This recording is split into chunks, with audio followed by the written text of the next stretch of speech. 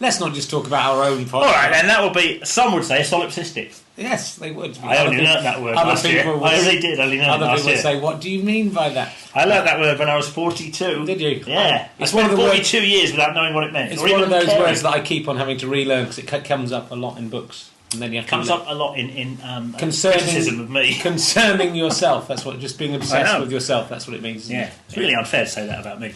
It isn't, you are obsessed with yourself. Only in that we all are.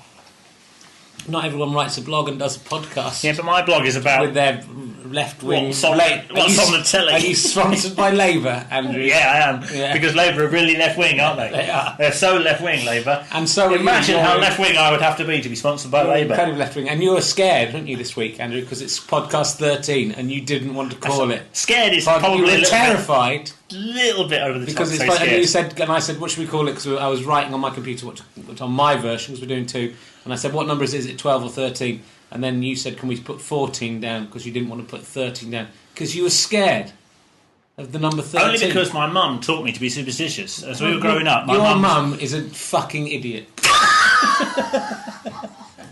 Take that back. Take that back. Does she listen to this? I don't think so, no. But it's just, don't say that. Sorry, your mum is just an My idiot. mum, at the moment... She's not a fucking idiot, I take it back, she's an idiot. Until about a moment ago, my mum knows that I do a podcast every week, and knows I do it with a comedian called Richard Herrin, who she's never heard of. She knows that. But she assumes that you were alright, and that it was okay for me to play with you. And now she'll say, you're not playing with Richard Herring anymore. That boy, Richard Herring. You can't call my mum that. I mean, there are worse things to say, but that's... Alright, I'll call her a sweetie like Obama Bin Laden from America did. Obama Bin Laden? Who did he call a sweetie? He called a journalist a sweetie, which is worse apparently. He had to ring up and apologise. Shall I give me your mum's phone number? I'll ring her up and apologise. No, because she might not hear it. That would just make it worse. No, I'll go, Mrs. Collings, I'm sorry, I called you a fucking idiot. I could go back and take it out. Don't take it out. I tell you, it's the best moment of podcast history, that was your reaction. There's no way, I'm telling you this, that Adam Buxton would say that about Joe Cornish's mum, or vice versa. Not on air. And nor would Danny Wallace say it to his sidekick. You don't have a go at my mum, don't... I would never have a go. I would never would. I would never, ever, ever, even in private, have a go at your mum. She looks like Bobby Robson, but apart from that, she's all right. My mum's... all I was saying about my mum is that she has superstition in her. Not that she's massively superstitious or into the occult and stuff like that, although she does believe, and I think this is probably true, that there's some kind of bond between mother and son, or mother and offspring, that means that you kind of know if something's wrong or right, even if you live miles apart. I think that's interesting. But she also said, don't put new shoes on the table. Yeah. And she also made you think that numbering something 13 would make it unlucky, when in fact number 12 was the one that went wrong. Yeah, that's interesting. Even if you number this 14, it's still the 13th podcast. Yeah, but numbering it is you can't fool whatever power is going on. So you would say there is one then? Well, that's what I'm saying. You think there's someone sitting up in heaven? I don't think there's someone. Whenever or something. No. There must be someone organising it. The only way around it is to not do this podcast, and we've begun now.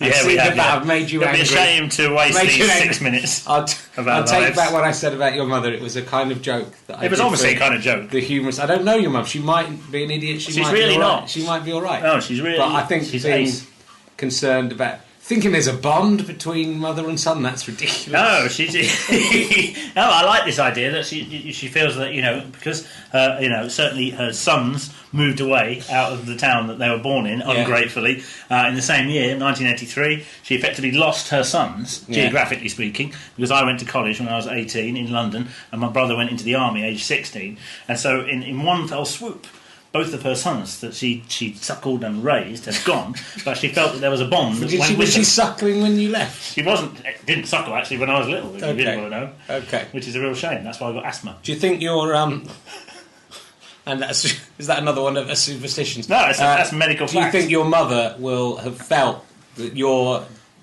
opprobrium, as I said, she was opprobrium? Yes. I don't know. I don't know how to say it. I've just seen it written down. Do you think she will have felt that's dangerous when you were furious? She'll have just be up. She'll be up in Northampton and go, "What was that? Andrew is feeling and annoyed about something," and then she might psychically work out. Someone called me a fucking idiot. How dare they? How dare they? Who would be so rude and so awful and coarse to say that about someone he's never met? good. It's a good start. Good start, right. I don't think I can beat all that. downhill from now. I'm taking the rest of the day off. I'm drinking my coffee. You should. And what I am asking for you to do, if you like me, but even if you don't like Andrew, which I know a lot of you don't. Yeah, it's true. We'd be a lot higher in the charts if it weren't for me, but then you wouldn't be doing it without me. That's true, isn't it? It's important you're here. Because, if I just said to no one, your mum's a fucking idiot, that wouldn't be funny. It's only funny because I said it to you. That's true. It's funny you said it to me in front of all these people. It's still making me laugh. Anyway, look. You said it while somebody was walking to work. You know what people always say? I was laughing out loud when I listened to it at work. It's the greatest compliment in the world. But I think that was probably a time when they would just pull their earphones out and just cast them to the floor of the train. I think I think everyone will really have laughed at that because it was a perfect example of comedy in that it was a surprise that no one would have been expecting that, and that was why it was funny. So, especially so early on at the end.